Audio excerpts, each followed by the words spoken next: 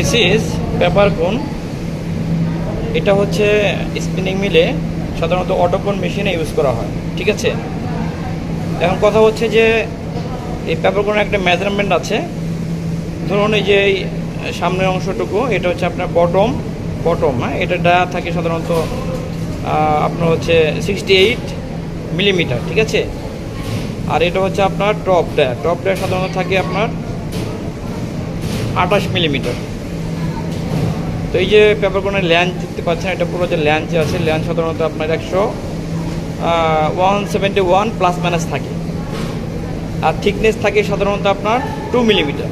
তো এগুলো না থাকলে কিন্তু আপনার যে আমরা এখানে যে ওয়াইন্ডিং করি সুতাটা, যে সঠিকভাবে কিন্তু আপনার ওয়াইন্ডিং হবে, বাট আপনার যে কোনটা ভেঙে যাবে, হ্যাঁ, এক সাইডে ভেঙে যাবে, যার দরুন এগুলো কিন্তু আমরা ভালোভাবে ডেলিভারি দিতে পারবো না। যেমন নিটিং কিংবা উইভিংয়ে যাবে, নিটিং উইভিংয়ে গেলে এটা কিন্তু বারবার ব্রেকেজ হবে, তারা কিন্তু এটা ব্যাক দিবে, ফেরত পাঠাবে, তো মার্কেট কমপ্লেন আসবে, ঠিক আছে।